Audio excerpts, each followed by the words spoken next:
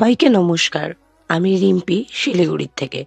আজ ছিল আমাদের বিদ্যালয়ের অ্যানুয়াল স্পোর্টস ডে এবং সেই উপলক্ষে আমি সকাল সকাল রেডি হয়ে খুব তাড়াতাড়ি যেহেতু যেতে হবে বেরিয়ে পড়েছিলাম স্কুলের উদ্দেশ্যে। এই যে সকাল সকাল আমি পৌঁছে গেছি, মাঠে এখনো বাচ্চারা এসে পৌঁছায়নি। আমরা তার মধ্যেই কয়েকজন শিক্ষক শিক্ষিকা পৌঁছে গিয়েছিলাম। তাড়াতাড়ি পৌঁছে আমি মাঠের একটি সুন্দর ভিডিও তৈরি করার চেষ্টা করেছি যে কিভাবে ডেকোরেশন আমরা করেছিলাম। এরপরে সকালে 9:30 নাগাদ শুরু হয়ে গেল বাচ্চাদের চেস্ট নাম্বার ডিস্ট্রিবিউশন করা। স্যারেরা খুব সুন্দরভাবে সারিবদ্ধ পদ্ধতিতে চেস্ট নাম্বারগুলি দিচ্ছিলেন এবং এই পাশেই দেখো বাচ্চারা সবাই আমাদের যে প্রাইজ দেওয়া হবে সেগুলো রেডি করে রেখেছিল। এরপরে সব অতিথিরা আসতে শুরু করলেন এবং আমাদের দ্বারা অতিথিদের একটু সম্বর্ধনা দেওয়া হলো। তাদেরকে ব্যাজ পরিয়ে এবং উত্তরীয় পরিয়ে আমরা যথাযথ সম্মান সহকারে তাদেরকে স্থান গ্রহণ করতে অনুগ্রহ করলাম। এরপরে আমাদের যে বার্ষিক ক্রীড়া প্রতিযোগিতা তার আনুষ্ঠানিক শুভ সূচনার জন্য বিভিন্ন আমাদের বিদ্যালয়ের শিক্ষক শিক্ষিকাদের মাঠের মধ্যে সারিবদ্ধ হয়ে দাঁড়াতে অনুরোধ করা হলো এবং যারা অতিথিরা ছিলেন তারাও মাঠের মধ্যে সুন্দরভাবে দাঁড়িয়ে পড়লেন।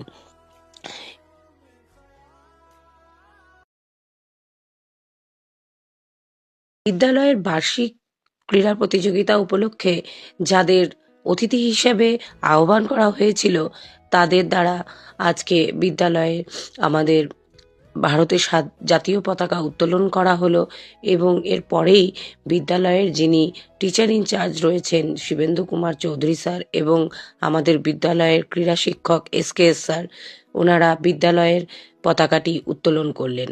তারপরে আমরা যারা শিক্ষিকা রয়েছিলাম সবাই সারিবদ্ধভাবে দাঁড়িয়ে পড়লাম, অতিথিরাও দাঁড়িয়ে পড়লেন এবং ভারতের জাতীয় সঙ্গীত জনগণ মন অধিনায়ক গানটি পরিবেশিত হলো। বাচ্চারাও খুব সুন্দরভাবে দূরে দাঁড়িয়ে রয়েছে এবং তাদেরকে দেখাশোনা করার জন্য সিনিয়র যারা ভলেন্টিয়ার ছিলেন তারাও খুব সুন্দরভাবে তাদের ডিউটিগুলি করছিলেন। এরপরে শুরু হলো আমাদের বিদ্যালয়ে ঐতিহ্যবাহী মশাল দৌড় এবং সেই মশাল দৌড়ের মাধ্যমেই আমাদের যে অতিথি ছিলেন এখানকার প্রধান মহাশয়া, তিনি আমাদের খেলার আনুষ্ঠানিকভাবে সূচনা করলেন এবং সকলের দ্বারা বেলুন উড্ডয়নের মাধ্যমেই আজকের খেলার শুভ সূচনা হলো। এবার যেহেতু NCCর যারা বাচ্চারা রয়েছে তাদের পরীক্ষা, তাই তারা ছিল না স্কুলে, তাই বিদ্যালয়